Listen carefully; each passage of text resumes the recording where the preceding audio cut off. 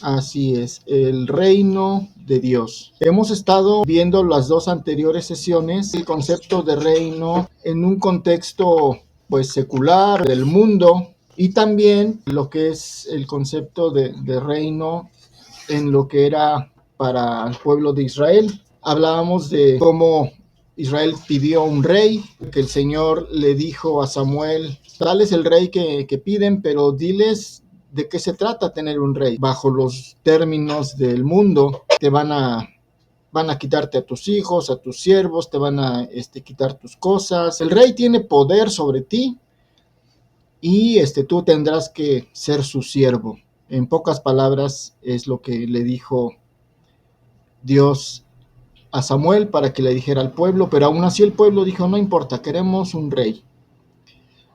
Lo importante de este pasaje es de qué manera se gobierna en el mundo, de qué manera se ejerce la autoridad y el poder en el mundo, la autoridad más dentro de la jerarquía del mundo, pues son los reyes, pero ahorita, mejor no reyes, pero sí gobernantes.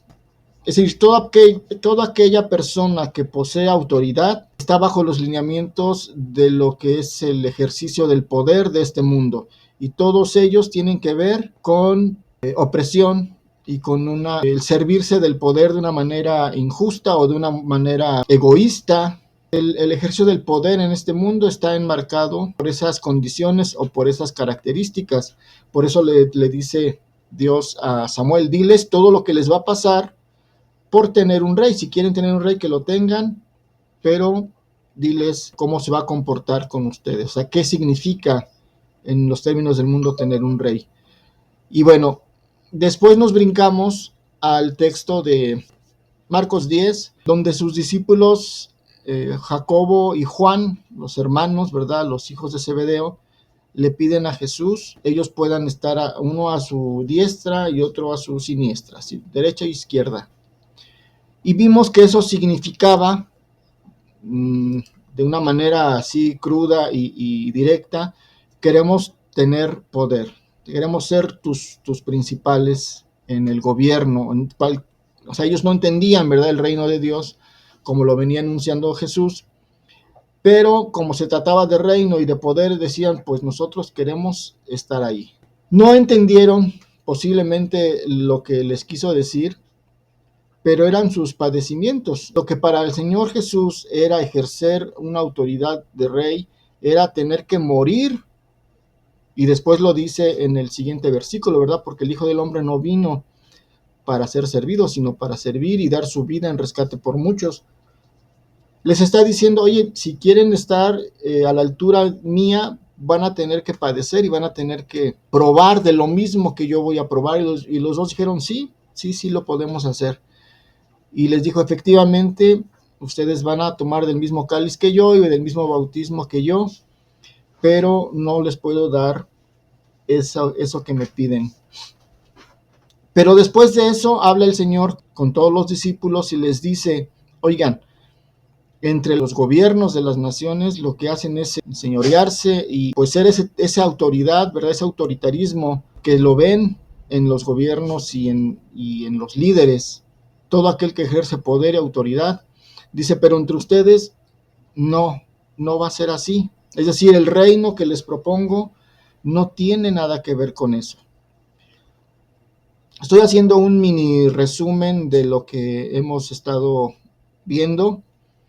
Si algo se me está pasando, recuérdeme a ver qué más vimos en las dos anteriores sesiones para llegar hasta donde vamos. ¿Se acuerdan qué otras cosas vimos? Hablamos del Mesías, ¿se acuerdan? El concepto de reino en el antiguo pacto, es decir, a partir del reinado de David, que fue después de Saúl, el Señor unge a quien iba a ser el prototipo, ¿verdad? La imagen, lo ideal de rey, quien iba a llevar al pueblo de Israel a la cima del esplendor como nación, fue David.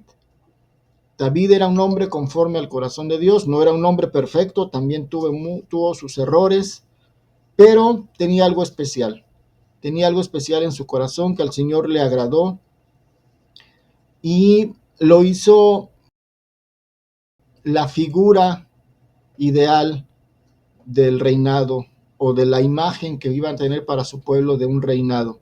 Por eso el Señor promete, y vimos el pacto de David, el Señor promete que nunca iba a faltar un descendiente de David en el trono de Israel. Es lo que vimos de Jeremías. Pero después de que terminó el periodo del reinado de David y de su hijo Salomón, ¿qué pasó con este pueblo? ¿Se acuerdan? El reino se divide, ¿sí? El reino del sur, que es Judá y Benjamín, quedan bajo el reinado de Roboam, el hijo de Salomón, y las otras 10 tribus que quedan al norte se dividen en el reino de Israel, o la casa de Israel, con el reinado de Jeroboam. El reino del norte establece su capital. ¿En dónde? ¿Se acuerdan? La capital del reino del norte se establece en Samaria, ¿sale? En Samaria, y ahí el rey Jeroboam establece un lugar para cultos, para que no tengan que ir a adorar a Dios a Jerusalén, pero ese lugar para cultos lo llena de idolatría, ¿sí?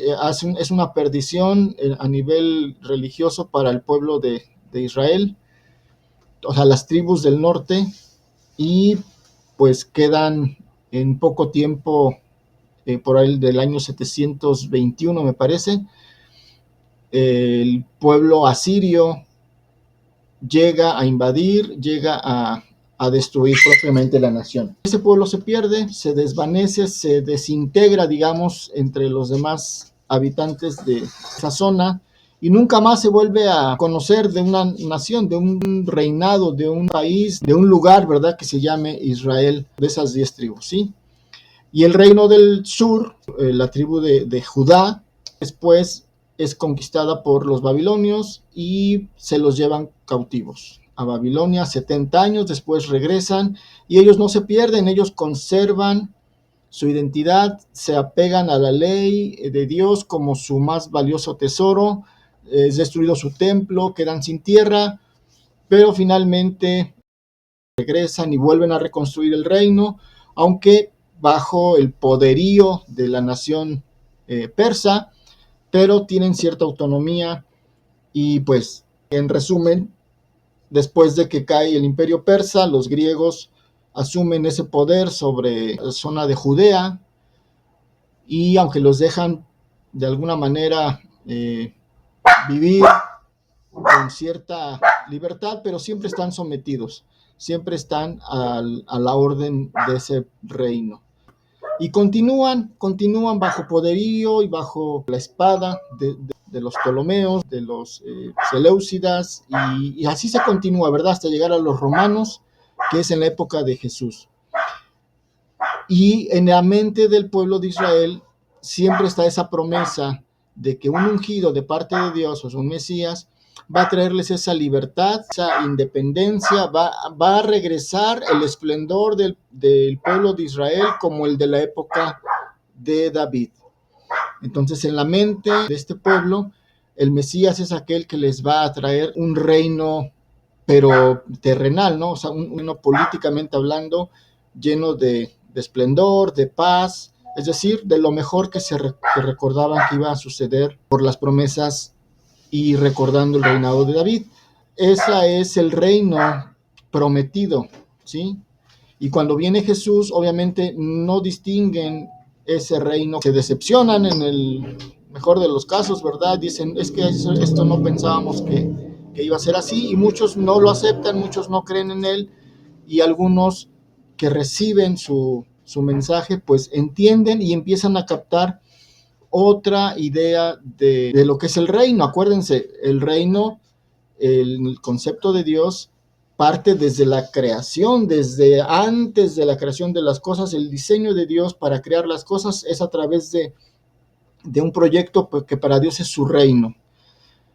Y lo que queremos establecer aquí, mis hermanos, es esa diferencia entre lo que para Dios es el reino y lo que hemos heredado como una idea de lo que es el reino, basado en nuestros conceptos humanos de lo que es un reinado. Por eso hay un contraste ahí que quiero que vayamos aterrizando y que vayamos pues entendiendo y comprendiendo de la mejor manera, porque no corresponde el anuncio del reino de Dios que viene a dar Jesús, no corresponde a los estándares de nadie, ¿verdad? Ni de los judíos, que hasta la fecha para ellos no hay Mesías porque no ha venido ese esplendor político o militar que esperaban.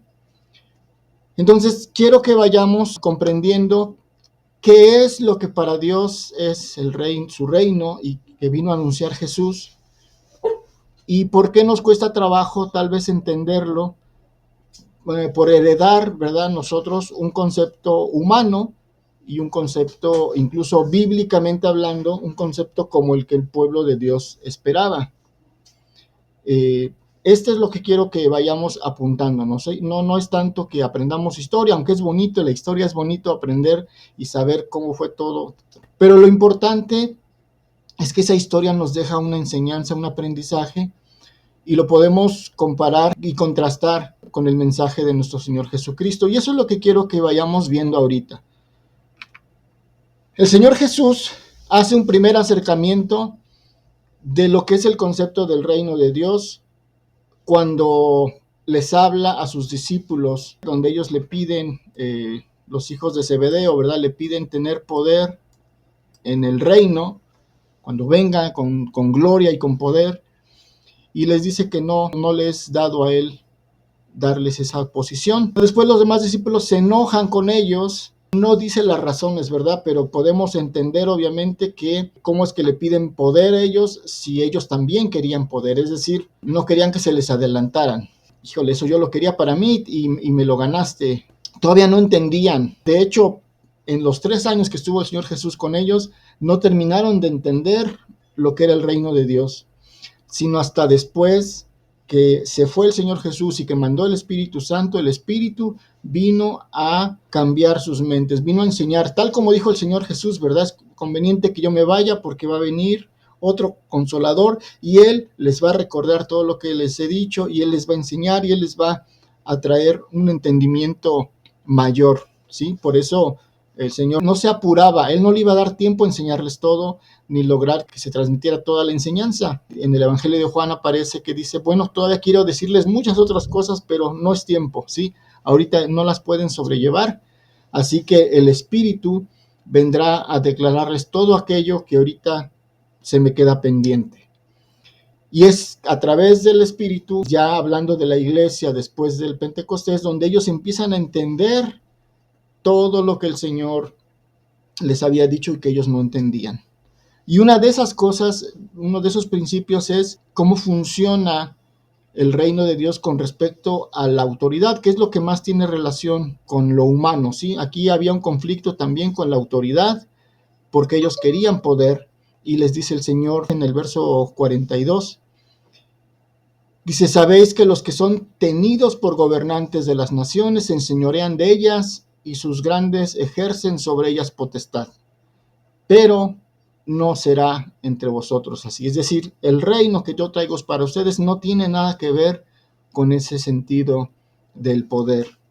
Dice aquí, sino el que quiera ser grande entre vosotros será servidor, y el que de vosotros quiera ser el primero será siervo de todos. Porque el Hijo del Hombre no vino para ser servido, sino para servir y para dar su vida en rescate por muchos. Esta parte es la importante, que el Señor les empieza a establecer estos principios de cómo es tal vez más que diferente, es contrario tal vez a lo que se esperaba. Les decía yo hace 8 días que para poder comprender esta diferencia, porque no es solamente el servicio como tal, o sea, sí tiene que ver, pero hay algo más profundo. No es solamente la humildad como tal, hay algo todavía más profundo que tiene que ver con principios con los que el Señor actúa. Y bueno, ahora quiero compartirles, ya hablando de estos principios, necesitamos entender cómo es la relación entre el Padre y el Hijo. Esto es algo que nos cuesta tal vez trabajo comprender, porque tampoco es algo que directamente o explícitamente nos traiga como enseñanza la Biblia, pero sí nos deja ver la manera en que lo expresa el Señor Jesús en el Evangelio de Juan y en la manera en que lo expresan algunos apóstoles como Pablo, nos deja ver la manera en que había una relación entre el Padre y el Hijo. Y lo primero que quiero que entendamos, aunque no logremos entender al 100% en nuestra mente cómo es eso, sabemos que ambos tienen las mismas cualidades de la divinidad. Ambos son Dios, pero no son dos dioses. No sabemos cómo explicarlo, no sabemos exactamente. Se han hecho muchas definiciones filosóficas, muchas corrientes de pensamiento y pues algunas con divergencias, algunas con cosas que convergen. Lo cierto es que no se nos es dado todavía entenderlo a plenitud, pero sabemos que así es. Y eso es algo importante, tenemos que saber que así es, aunque a lo mejor nuestras definiciones se queden cortas. Tenemos un Dios, es decir, voy a usar esta palabra para tratar de darle cavidad en nuestra mente a los conceptos, ¿sí? La divinidad es una sola, no hay más. Tenemos un solo Dios. Y en esa divinidad existe una unidad perfecta. Esa unidad perfecta es la que existe entre el Padre y el Hijo, en donde compartiendo los dos los mismos atributos, la misma esencia, el mismo poder, la misma naturaleza, no hay conflicto en ellos.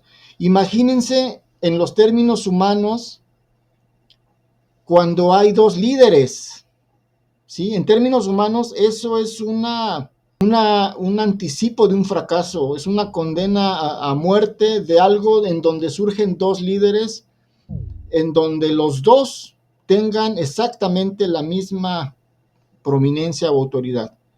Humanamente no es posible, ¿sí?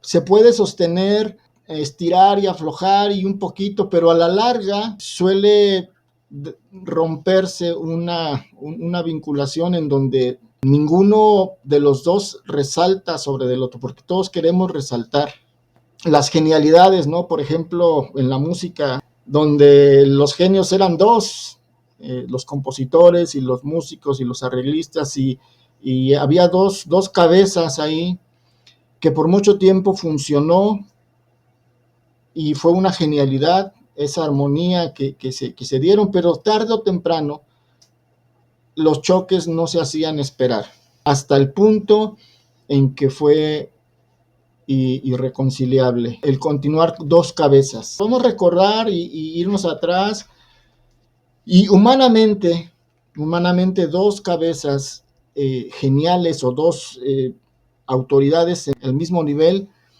no es humanamente compatible. ¿Cuál es el principio que nos enseña esto, mis hermanos?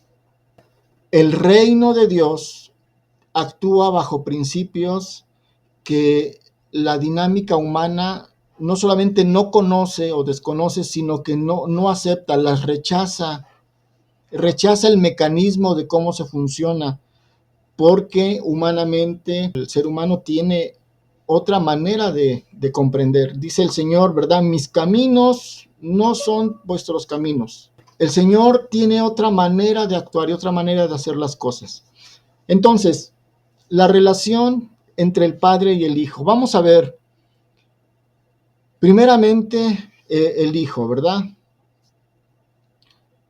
Él dice, y lo vemos en textos de Juan, que a lo mejor ustedes, si lo tienen a la mano, díganmelo. Quiero que estén alertas, atentos, aunque no puedo verlos, ¿verdad? Yo espero que estén atendiendo, que no estén haciendo otras cosas o que no se estén distrayendo. Hay un texto donde dice el Señor Jesús que Él vino para hacer la voluntad del Padre. Dice, para eso he descendido, para eso he venido, para hacer la voluntad de mi Padre. Sin embargo, no habla solamente de una función para la cual se hizo ser humano, sino habla de una actitud propia de él, ¿sí? Eternamente él vive y él lo que más desea es hacer la voluntad de su Padre. Ese es su deleite. De hecho, lo dijo también en Juan, en otro texto, cuando se acababa de ir la mujer samaritana y llegaron sus discípulos y le trajeron comida y él dijo, yo tengo otra comida. Estaban hambrientos, no habían caminado bastante tiempo y se fueron los discípulos a conseguir comida, es decir, cualquier ser humano en ese momento lo que más quisiera es comer algo y refrescarse con agua, y porque de hecho pidió agua a la mujer, y poder comer y aliviar el hambre. Pero él acababa de comer algo mucho más delicioso y mucho mayor que la comida: hacer la voluntad de su Padre. Mi comida, dice, mi alimento es hacer la voluntad de mi Padre y completar su obra. Juan 5:19. Sí, vamos a hacerlo dinámico para que podamos participar.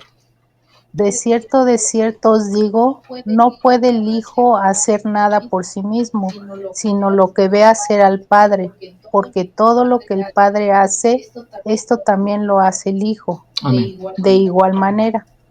Quiero que entendamos, el corazón del Hijo es deleitar al Padre haciendo su voluntad. El Hijo, en su corazón y su más profundo deseo, eternamente, no solamente mientras fue humano, sino eternamente, es deleitar al Padre haciendo su voluntad. Y ese deleite es el deleite de Él. ¿Sí? Quiero que entendamos el corazón que mueve todas las acciones del Hijo, la dinámica que hay en esa unidad de la divinidad. El Hijo hace y vive para hacer la voluntad del Padre, pero no es como un sometimiento, no es que el Padre lo tenga subyugado, y no es ese señorío de los líderes de las naciones, ¿verdad? Donde yo mando y tú obedeces, estés o no estés de acuerdo, no me interesa, tú tienes que hacer tal cual como yo hago. O sea, no hay una relación así, ¿sí me entienden? El Hijo es su deleite hacer la voluntad del Padre y para eso vive. Y entre más haga su voluntad, Él se goza haciendo la voluntad del Padre. Hay mucho más que hablar, pero solamente quiero establecer ese principio, ¿verdad? Podemos encontrar un montón de textos más. Pero vamos a ver ahora el corazón del Padre también. Dice Juan también, Juan 1:2, que todo lo que existe, todo lo que fue creado por el Hijo, es decir, por el Verbo. Y no hay nada. Juan 6:38. Léanoslo, hermana, por favor. Porque he descendido del cielo no para hacer mi voluntad, sino la voluntad del que me envió. Y esta es la voluntad del Padre, el que me envió, el que de todo lo que me diere no pierda yo nada, sino que lo resucite en el día postrero. Amén. Sí, anoten esos textos, qué bueno, son textos muy hermosos. Y dice ahí, ¿verdad? Entonces, que el Hijo solamente vino para hacer la voluntad del Padre. Su voluntad es que de los que le dio no se pierda ninguno. Y les decía yo, no es porque, híjole, pues es que me mandaron y me ordenaron y pues al Padre lo tengo que obedecer, porque pues si no le obedezco se enoja. No vemos esa actitud, no vemos para nada esa indisposición, ¿verdad? Donde haya molestia, donde haya peso, donde ay, yo no. Incluso, hermanos, cuando Jesús manifiesta al Padre en su aspecto más humano que podemos entender de Jesús y que queda registrado en la Biblia, es cuando está orando en el Getsemaní y está sudando sangre por el nivel de estrés que tenía, porque ya próximamente iba a morir. Y entonces él dice, ¿verdad? ¿Se acuerdan de su oración? Dice, si te es posible pasar de mí este cáliz, pero no sea mi voluntad, sino la tuya. Es decir, expresa su sentir humano, pero aún así dice, pero yo voy a hacer tu voluntad. Y esa no es un pesar, no es algo de a la fuerza, no es algo de imposición, ¿sí? Es un deleite, es un deseo total y abierto, pleno de cumplir con la voluntad del Padre. Ahora vemos al Padre también, ¿verdad? Estaba yo hablando de Juan, donde dice que todo lo creado, ¿verdad? Fue creado por medio de él. O sea, él fue el vehículo de creación de todo. No hay nada creado que no haya sido creado por él, por el Hijo. O sea, el Padre le otorga al Hijo la facultad de ser el creador de todo. El Padre lo diseña, así que por orden del Padre, el Hijo es el creador de todas las cosas. ¿Sí? Cuando usted ora y habla del creador en sus oraciones, no está hablando del Padre, está hablando del Hijo. O sea, el creador de todo el universo y todo lo que existe es el Hijo. Pero lo está haciendo por orden del Padre. O sea, el hijo obedece al Padre. ¿Con esto qué quiero decir? Que también el deleite del Padre es hacer todo para el Hijo, porque todo lo hizo por medio de Él y para Él, dice Colosenses. O sea, no dijo, ve y hazme esto y ponte a hacer esto, pero todo esto es mío. O sea, solamente tú me vas a obedecer y haces lo que yo te diga. Pero todo lo que haces es mío. No. Colosenses 1:16 es el que leí. Es el que... Ok. Anótenlos, hermanos, para que lo vayan. Salmos 24, uno dice de Jehová es la tierra y su plenitud del mundo y los que habitan en ella, porque porque la fundó sobre los mares y afirmóla sobre los ríos. ¿Quién subirá en el monte de Jehová?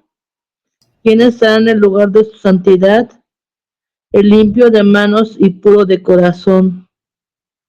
No sé si quede ese texto. Sí, acuérdense, mis hermanos, lo vimos también el sábado pasado, en el pensamiento, en este caso del salmista, la revelación estaba, digamos, en una etapa que no está como ahorita la tenemos. Entonces, ahorita sabemos que esa creación y toda la plenitud del mundo que se hizo y que se le atribuye a Jehová, realmente Jehová Es Jesús, ¿no? es Jesús, exacto, Sí, porque es el Hijo. Jehová es Jesús en el tiempo antiguo, del Antiguo Testamento, ¿no? Así es. La atribución, Bueno, es lo que yo sé, más o menos a mí me han dicho así algunos pastores que Dios nunca fue que ¿cómo se puede decir? Que se vio con los demás hombres. profetas o antecesores del Antiguo Testamento, sino fue Jesús. Es correcto. Entonces, podemos entender el Salmo porque establece que Él es el creador, ¿sí? Pero tengamos en cuenta esto. El Padre le da esa atribución al Hijo, ¿sí? Que sea. Sí, como que le da esa encomienda, ¿no? Que haga él todo eso. Así es. Para deleite y para gloria del Padre. De hecho, lo dice Filipenses 2. A ver, vamos a leer una que trae Celita. Escuchemos. Por él fueron creadas todas las cosas, las que hay en los cielos y las que hay en la tierra, visibles e invisibles. Todo fue creado por medio de él y para él. ¿Sí? Está hablando que entonces el creador de todas las cosas, todo lo que existe, sean principados, potestades, todo lo que hay, tanto visible como invisible. Acuérdense, lo invisible pertenece a lo celestial y lo visible pertenece a lo terrenal. Todo cuanto existe fue creado por el Hijo, ¿sí? Por orden del Padre y para gloria del Padre. Y les decía yo que Filipenses 2, en ese himno hermoso que escribió ahí Pablo, dice que por cuanto él se humilló, ¿verdad? Dios lo exaltó a lo sumo y le dio un nombre por encima de todo nombre, para que en el nombre de Jesús se doble toda rodilla y toda lengua confiese que Jesús es el Señor. Y nuevamente repite, para gloria del Padre. A lo que quiero llegar con esto es que el Padre hace todo o le ordena al Hijo o pone en disposición del Hijo todo para deleitar a su Hijo, y el deleite de su Hijo es el deleite del Padre. Y el Hijo hace la voluntad de su Padre para deleitar al Padre, y el deleite del Padre es el deleite del Hijo.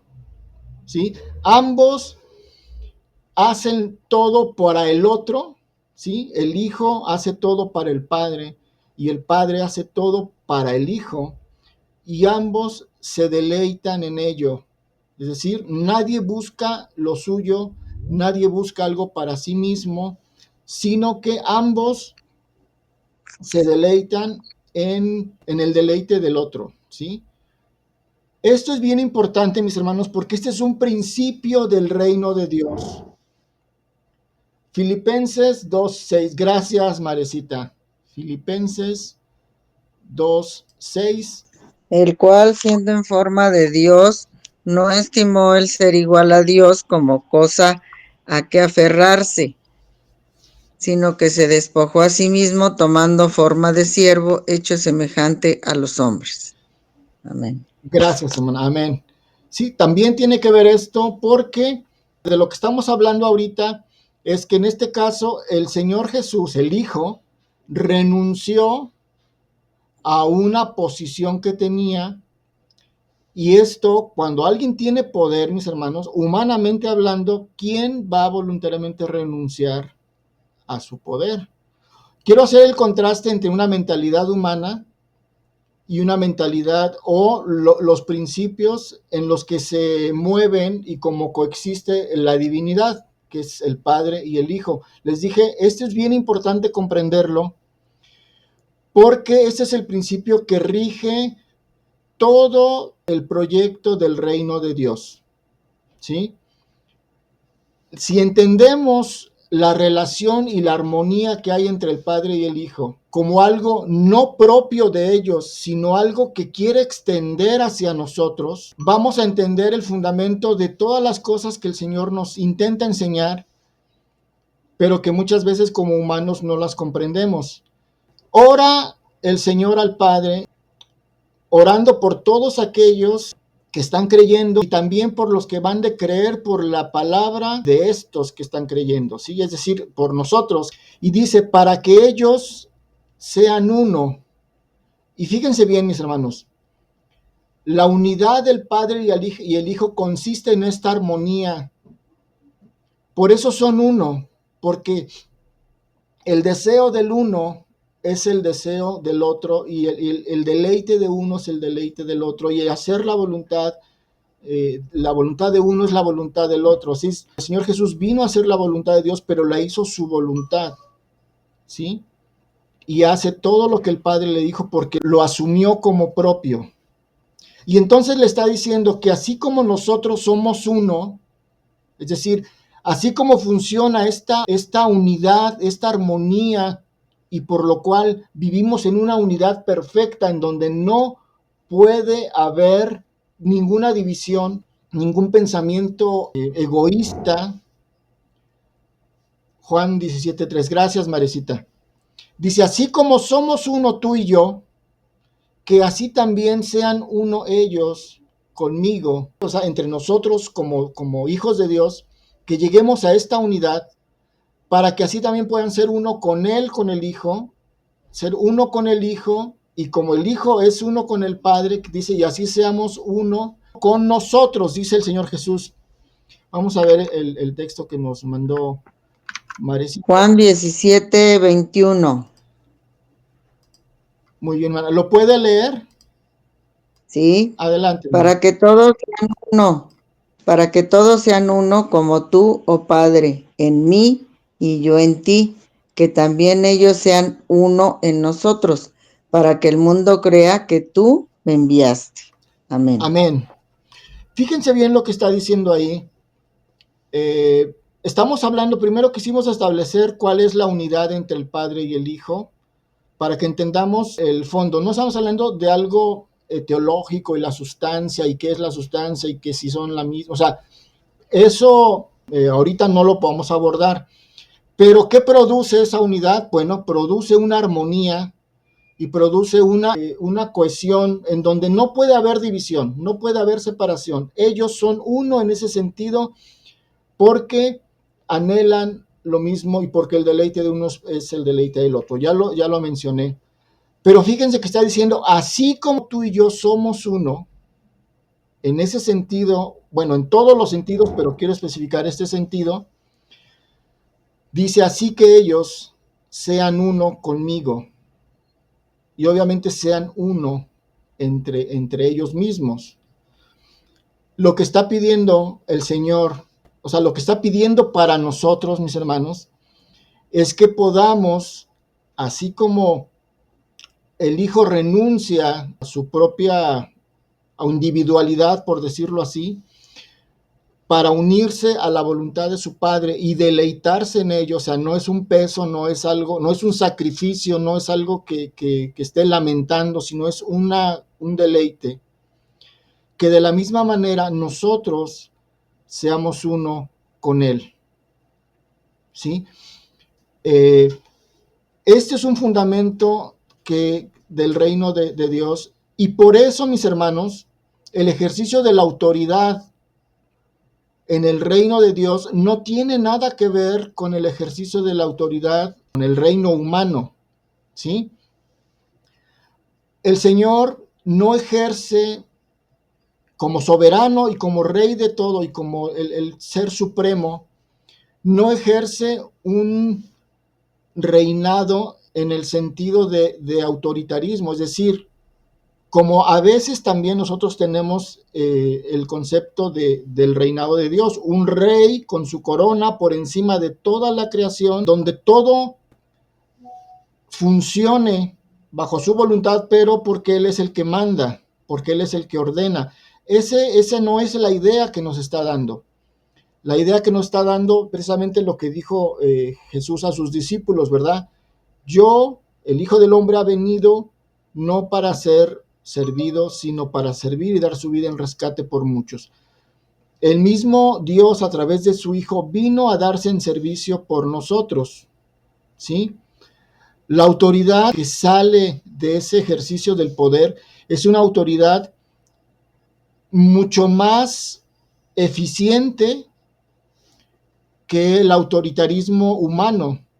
Es una autoridad por amor,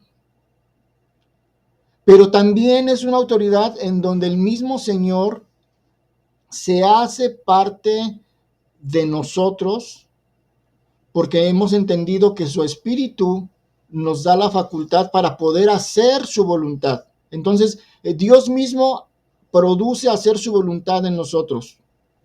La vida de Dios fluye a través nuestro para poder reflejar todo lo que Dios es en todas las esferas y ámbitos de nuestra vida.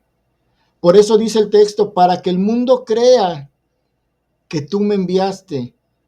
Es decir, esa evidencia demuestra que esto no es humano, que lo que vino a hacer el Señor entre nosotros no es humano. O sea, no es del plano terrenal, porque en el plano terrenal no se da este tipo de relación. Esta unidad entre el Padre y el Hijo, que ya vimos que es una armonía perfecta, y donde el Señor quiere establecer entre nosotros, como muestra de que Él ha sido enviado y de que su reino está aquí, quiere establecer en nosotros esa unidad. Quiero que pensemos cómo sabiamente al Señor, cómo se le ocurriría al Señor hacer práctica este ejercicio de la unidad entre dos personas. Si eso lo ejercen entre ellos como padre e hijo, donde hay una armonía perfecta, ¿de qué manera el Señor puede aplicar este mismo ejercicio de unidad entre nosotros para comprender de qué está hablando, para comprender esa armonía y esa fusión de unidad. Bueno, el Señor también dice, por eso el hombre dejará a su padre y a su madre y se unirá a su mujer y serán, ¿qué? Una sola carne, ¿sí? El primer principio en el que el Señor establece esa unidad para que la comparta el ser humano y la viva es el matrimonio.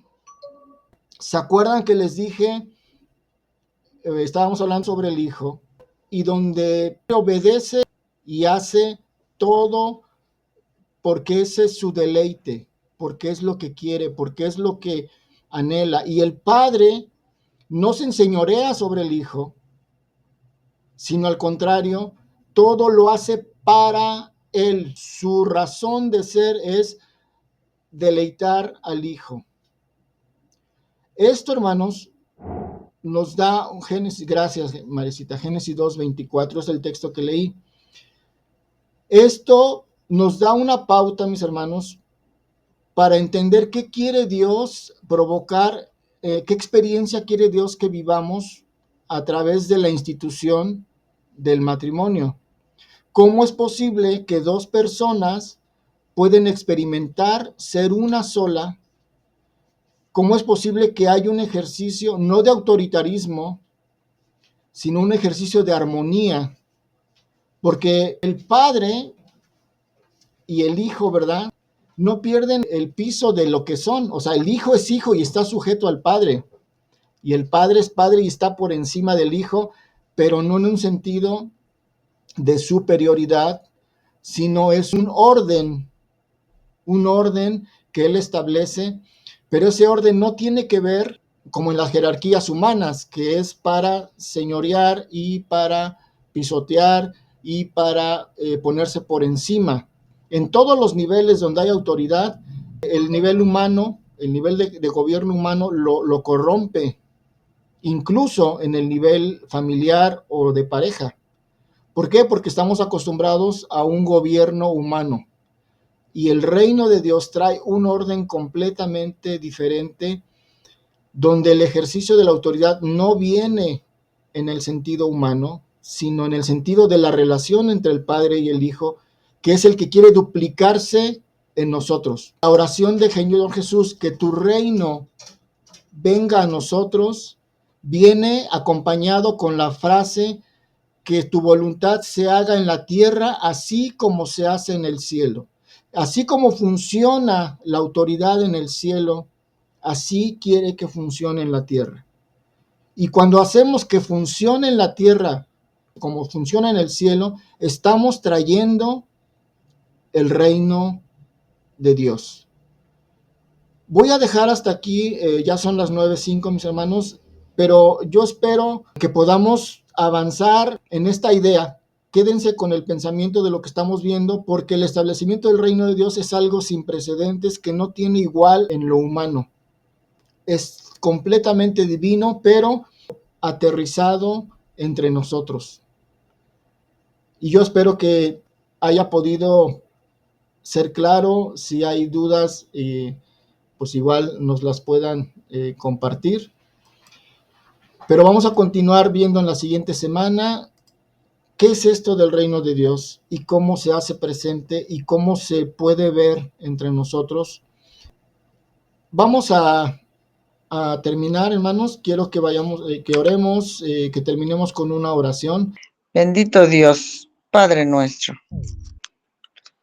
Te agradezco, Señor, porque hoy, este día, nos has permitido vivir, nos has permitido hacer nuestras actividades, nos has dado todo, Señor, lo que tenemos. Y por ello estamos sumamente agradecidos por tu bondad. Y además de ello, Señor, nos has permitido reunirnos. Y por medio de nuestro pastor, Señor, hemos escudriñado tu palabra. El entendimiento, Señor, que tú envías a través de mi pastor, esa sabiduría que tú dejaste escrita y que nosotros, por medio de ese discernimiento que tú, Señor, eres el que nos das, vamos comprendiendo mejor tu mensaje y vamos entendiendo también, Señor, quién eres, de dónde vienes, quién es el Padre, quién es el Hijo, y vamos como si estuviéramos en aquellos tiempos, Señor, sentados ahí escuchando lo que decía tus discípulos, Señor, y lo que hablabas tú a todos los gentiles, a todos los judíos y no judíos. Gracias, Señor, por este mensaje tan hermoso, que quede en nuestro corazón y que lo pongamos por obra, Señor, todo lo que escuchamos. Bendice, Señor, a cada uno de mis hermanos que están ahorita aquí conectados en la transmisión y también a los que no están, Señor.